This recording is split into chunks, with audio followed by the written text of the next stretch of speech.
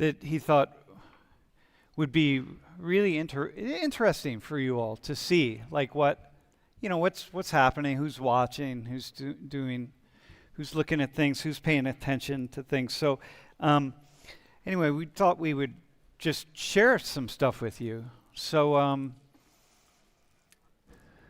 by the way, make sure you put your laptops away, man. You can't, if you haven't read the stuff by now, you're not going to be able to figure it out. If you haven't watched videos or done whatever you need to do, it's not going to help you. Right, bro?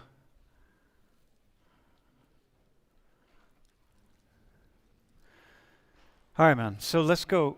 All right. So about 200 people in here.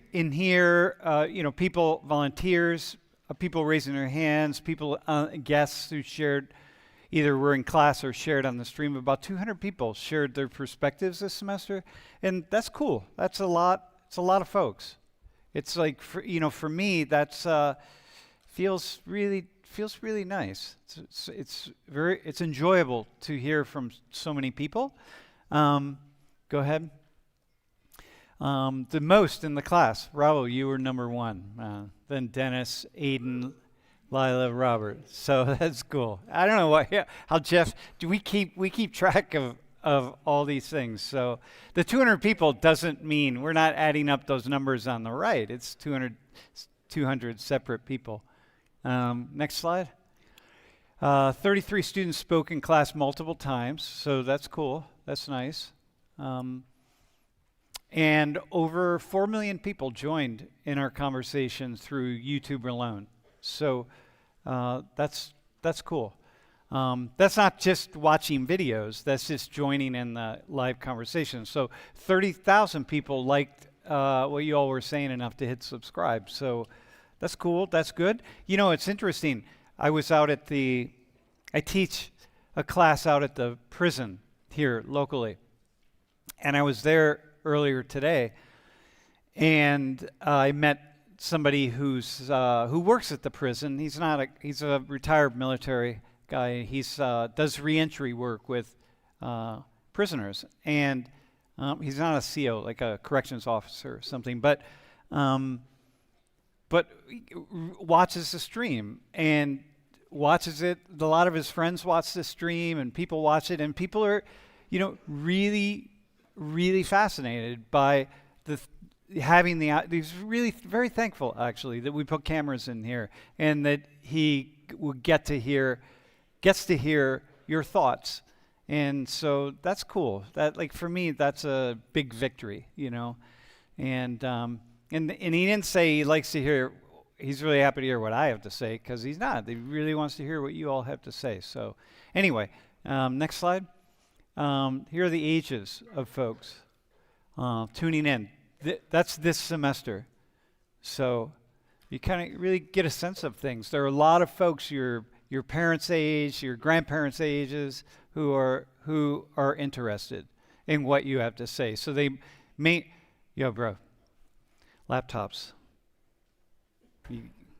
You may not be interested. They may not be interested. Your own parents or grandparents may not be interested in what you have to say, but other people's are. So that's kind of cool. Next one. What about gender? So it's basically 80% men, 20% women, and that's kind of standard for something like this across on YouTube anyway. But this is YouTube and Instagram. Next one. And people watch on their phones, but also smart TVs. That's like really pretty common.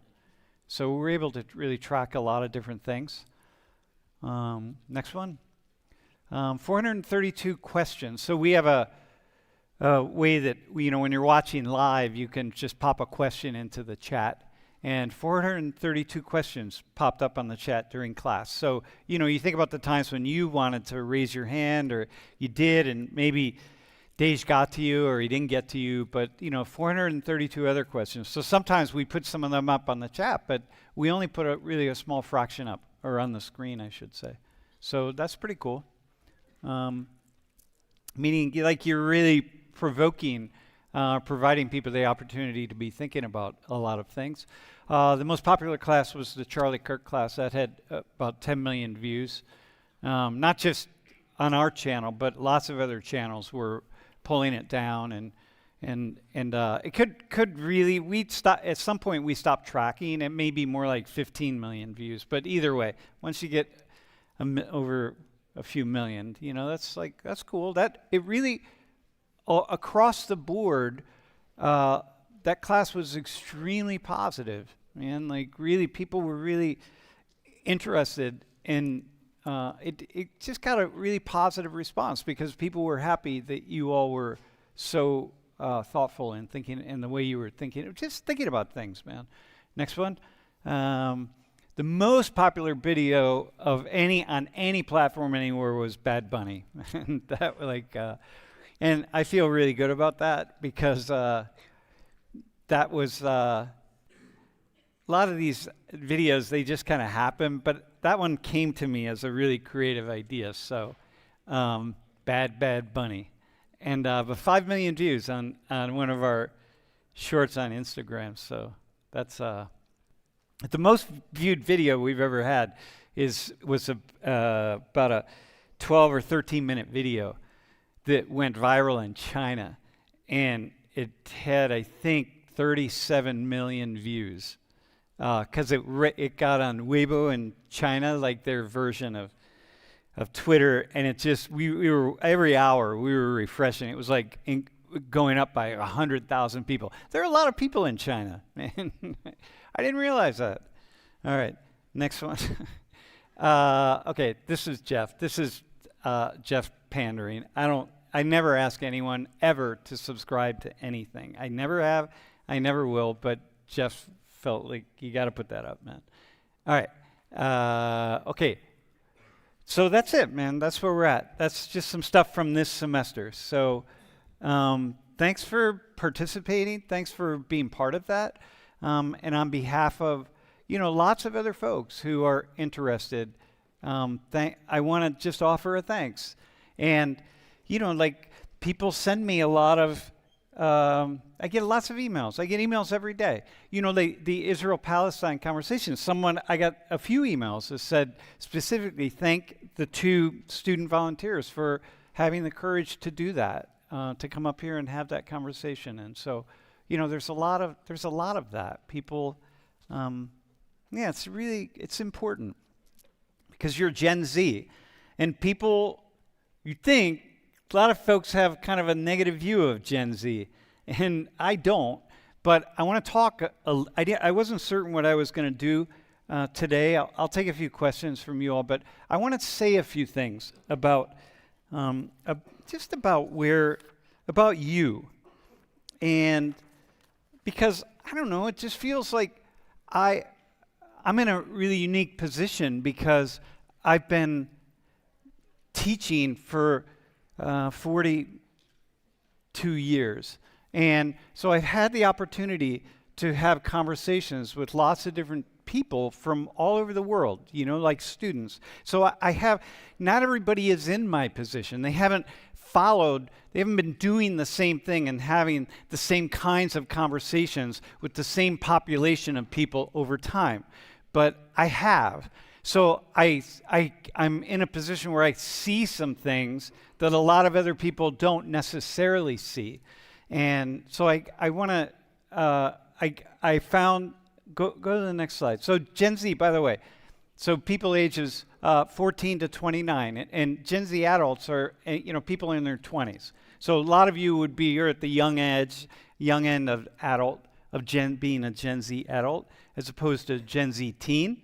And next slide. I found these data from PRRI. It's a really good research outfit that this institute. They're very nonpartisan, very independent. They mostly are interested in religion, but they're also interested in culture and politics and trying to understand what is happening and what people are thinking and what people are feeling. And so I found this about a year ago, and I thought, I wanted to do a class on it, and I just never got to it.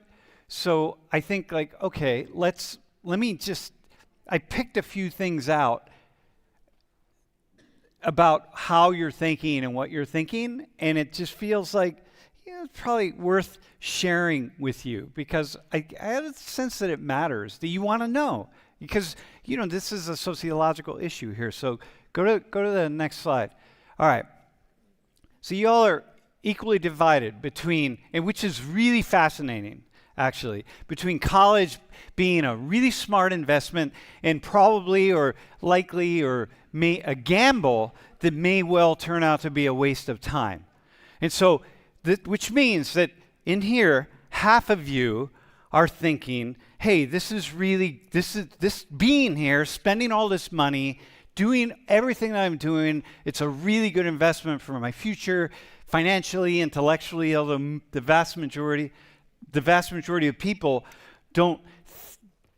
who are in Gen Z, by the way, you all, are not thinking it's a good investment of my time because I want to grow intellectually. I mean, that is true, but it starts with, it's a good investment of my resources because I'll get some kind of payback in the end, a better job or more prestige or something like that, okay?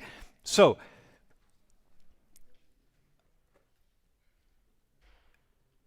go to the next slide.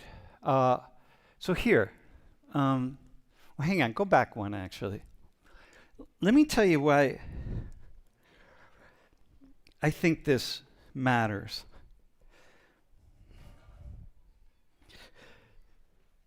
If you're here and you're going to classes and doing all the things you need to do, which is not easy, by the way. There are a lot of people, they get to my age and they look at you and they're like, man, what's the problem? What are you complaining about? You don't have any stress. You're going off to school, you're partying, you're having fun. Maybe you have a part-time job and you get up in the morning, you go to class, it's not that difficult. Hey, you get home from class, you watch television, you do whatever you got to do, it's not that difficult. It's not the real world. But the truth is, getting up every day and doing the things that you need to do every single day is not easy to do. In fact, it's really stressful for anybody pretty much anywhere in the world. And so, but if you're here and you're thinking, wow, this is really a gamble, man. I don't know if this is going to benefit me. First off, financially, even if it might benefit me intellectually or I might grow a little bit, you don't know that.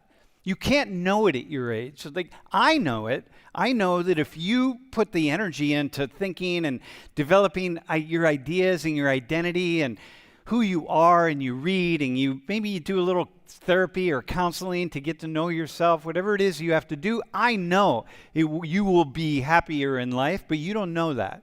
And so it's a gamble. And if you're sitting here thinking, damn, man, I'm just not really certain that this is really what I want to be doing or the best possible thing for me, then, man, what you need to know is half of the people in your classes feel the same way. It's not just you. Half the people are feeling that same kind of sense of unease about what this is all about.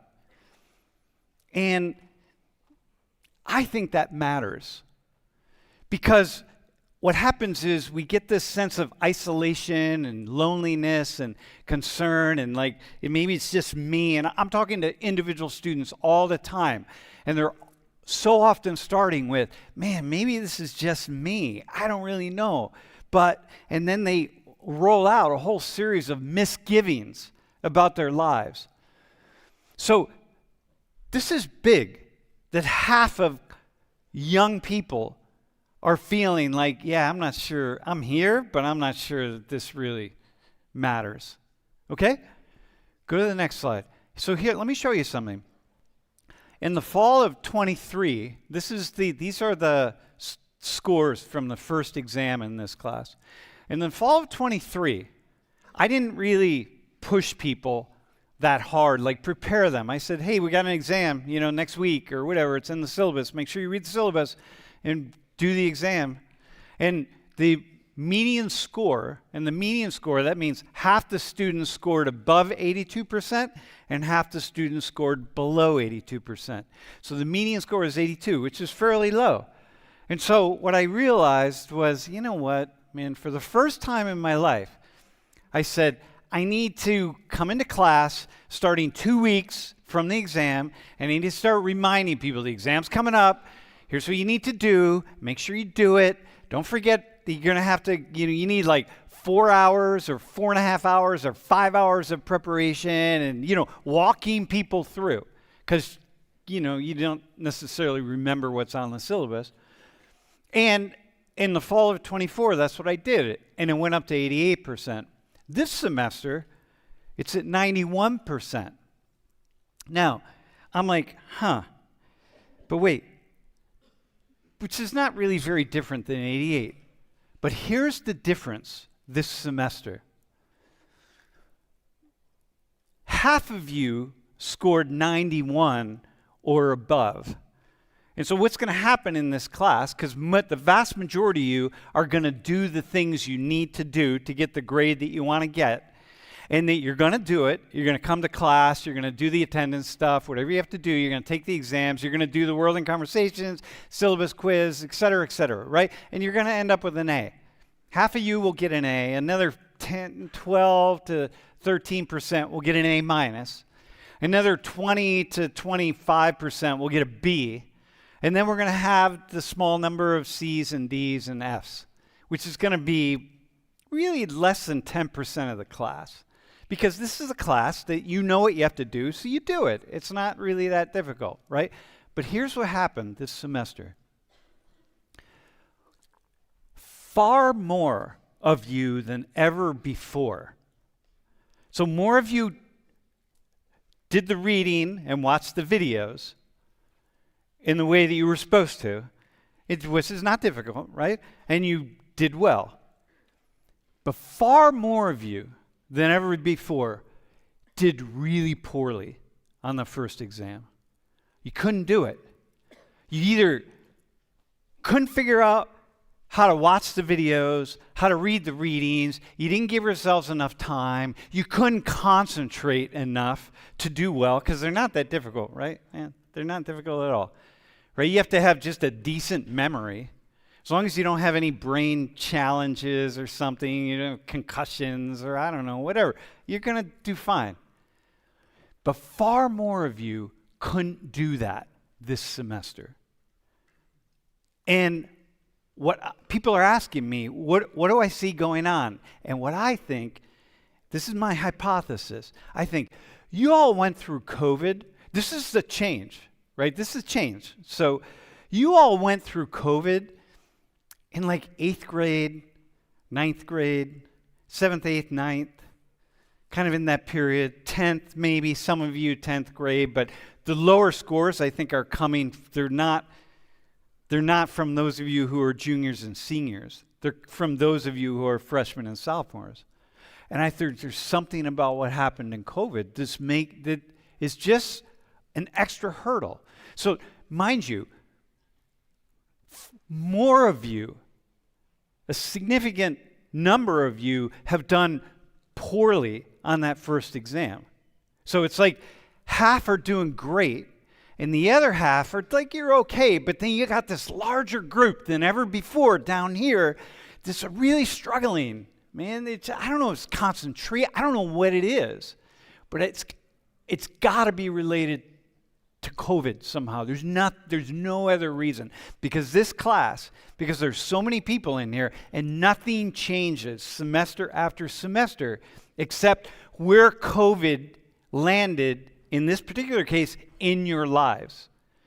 So what I want to say to you is this is like the sociology of this stuff, right? I'm giving you this information so you think about it. Then if you go back and you say like, wow, there's a lot of people in here that are not really certain if this is where you want to be, then you add that to studying for an exam like this, which is really not much work. It's for the first exam was like 5 hours, which is really nothing at all. It's like if you add those two things together, the stresses from home, the stresses of being off to college, the stress, all of that stuff, man, this is just a window into it's not about you. It's about a larger population of yous. You're not alone. There are a lot of other people who are in a very similar position as you. And that's one of the reasons I want to give you this information. So go to the next slide. Let me show you this. 2 in 10 Americans feel anxious, lonely, depressed, or angry. 2 in 10. Man, often or almost all the time, y'all, right? 20% of people in the United States. And it's not that different in other nations. I can tell you, in China, in Korea, in West Europe, it's very, very similar, right? Probably very similar in parts of West Africa and definitely in Latin America. Often or almost all the time. Okay? Next slide. Gen Z, younger adults, are consistently more likely than Gen Z teens or older adults to experience negative emotions often or most of the time. 2 times, even 3 times more likely. Dude, 2 times or 3 times more likely. Feeling awful. Can you go back a second? Go back. Lonely. No, go forward. Anxious, lonely, depressed, or angry. So I'm speaking right now. Okay, go forward. To those of you who feel anxious, lonely, depressed, or angry. Because it's a lot of you in here. Often or most of the time. It's a lot of you.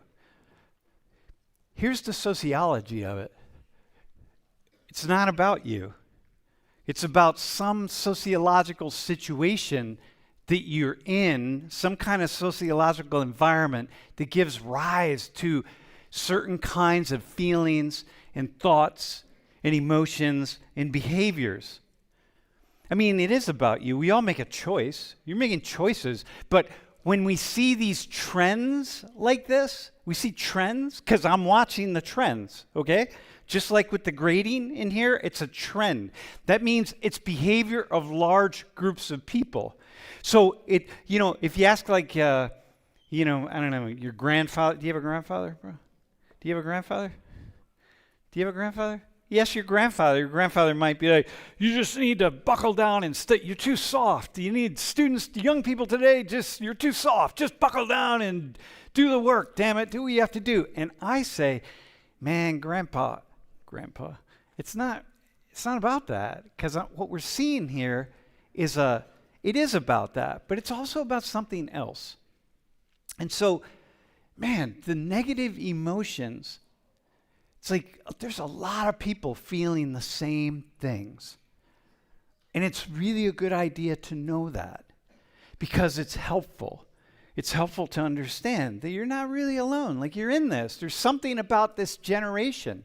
It's something about who you are and what you've been through and what you've gone through. Because, dudes, y'all, COVID, man, you don't know this because you went through COVID. You just did it because, you went through it as however old you were. I will tell you, COVID was a clusterfuck. COVID tweaked your lives in ways that you will never, ever understand. Because you will never, ever have the opportunity to live a life that didn't go through COVID at the time and in the way that you did. But I will tell you, it really tweaked your world. And so that's part of this. Just be aware of that. Think about that. It's what it is. All right, go to the next one.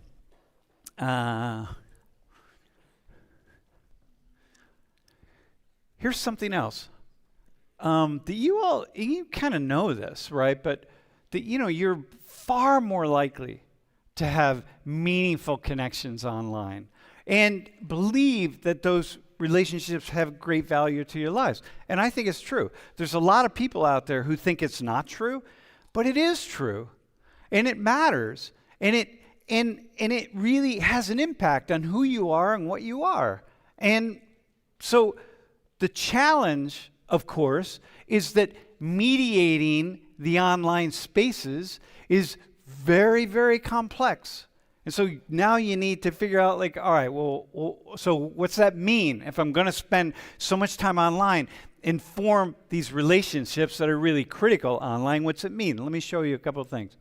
Go to the next one. So look at this, man. 3% of social media accounts are considered toxic. They produce a third of all media content.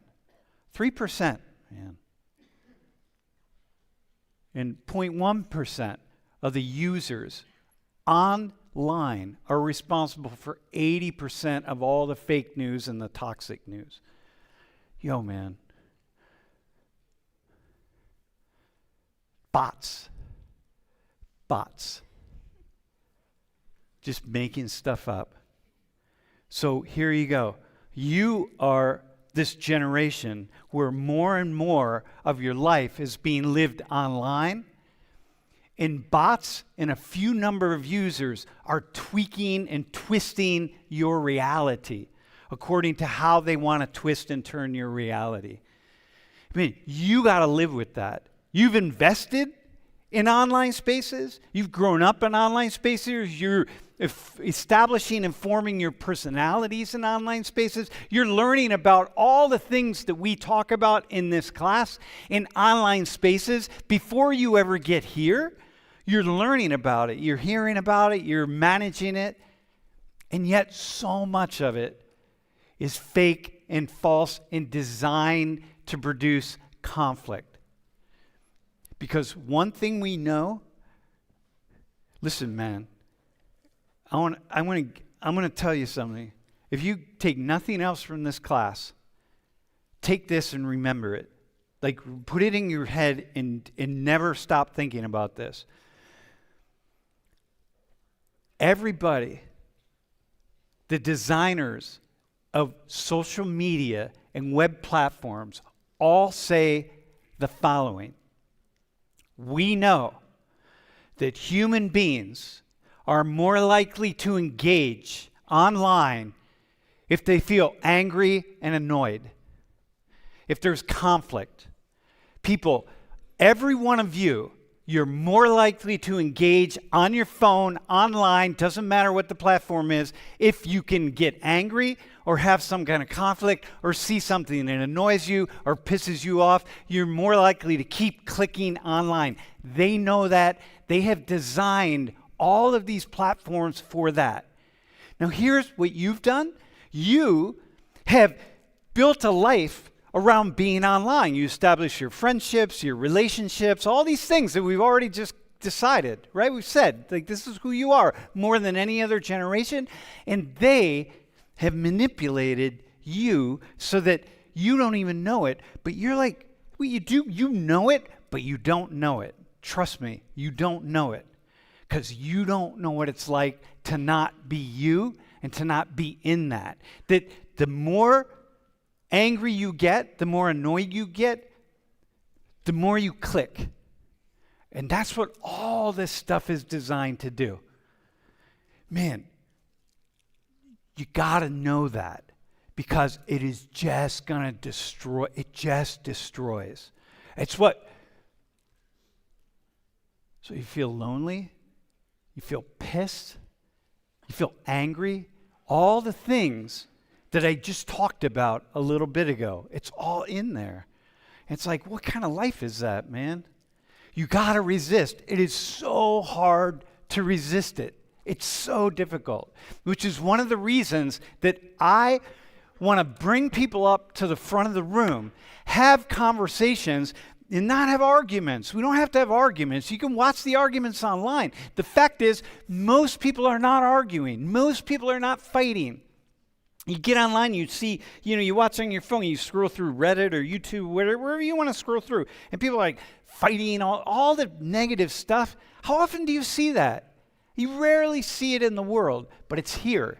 And so we have this idea that it's out. It's in our lives. And one of the reasons I run the class like this is because I want you all to stop imagining what other people are thinking about the world, and I want you to start hearing it from people directly, not in the spaces where, more it's easier to argue. In a public space where people are really going to tell you what they actually think.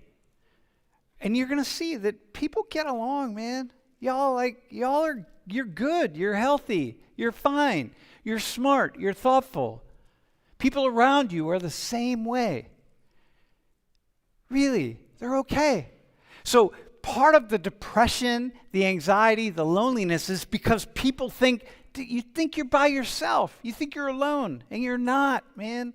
You listen to people talking in this class. They're like, people are really thoughtful, just like you. That's how most people are. Everything you heard in here is how most people are in the world. And that's cool. People in China, the people in Russia, the people in Nigeria, the people in Iran, in Saudi Arabia, in Afghanistan, wherever you want to go. It's fine. It's fine. People are fine. They're just like you. Go to the next slide. So here, let me show you something. You guys hear this like airplane rage, right? Air rage, we call it. It's like, oh, God, people get on airplanes and they're fighting with each other and they're arguing and getting kicked off airplanes. And I just pulled up, these are like the first 5 headlines that I got. I just looked up air rage. And these are the first 5 headlines. It's all the time. Every day there's somebody's writing some article about air rage. Okay? You got it? Hear this. All right, so here, go to the next slide. There's 100,000 plus flights, commercial flights, every single day, with 20 plus million passengers.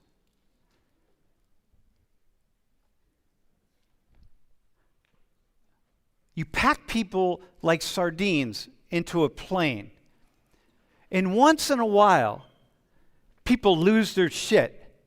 People have a meltdown and they start yelling at somebody else and don't put your seat back or do whatever. 20 million people. Fill up Beaver Stadium 200 times. If once a day, twice a day, 20 million people, 2 people get in a fight because they're sitting next to each other and the 2 of you are going to fight over the armrest, you're going to have an argument and then it shows up on social media. That's okay. It's all right. It should happen. You should have a little bit of air rage. My God, we're putting people in these sardine cans, man. Like, it's normal that people would lose their whatever. Go back one slide, but not that. And so here you go. You gotta resist the headlines. You've got to resist the headlines. You have to. All of the stuff that every issue that we talked about in class, there's headlines about these issues. You got to resist it. Man, that's my advice. It's hard, it's difficult, but you just have to. Go ahead, one more and then one more. It's this bias. We're drawn to details, information, they confirm our existing beliefs. Change your beliefs. The world is not how you think it is. In fact, I will say you have no idea how the world is because you don't know. You haven't lived. You haven't been around. You haven't lived. So you don't know.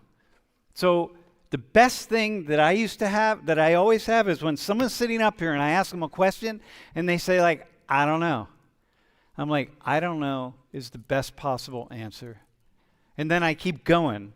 Like, well, what do you think about this? And then they put something out there. Right? Like, well, I don't know, but what I've heard or whatever. That's awesome, man. And one of the reasons I teach the way I teach is because I've now gotten to the place where I have no idea what's true and isn't true. So I can't tell you. In fact, everything I've just said in the last half hour or so, I don't even know if it's true. I have no idea. I'm so confused at this stage that it's impossible for me to stand up for a whole semester and tell you something. So then what I got to do is just like have you answer. I can ask you questions, let you speak, because I don't know. You got to resist it, man.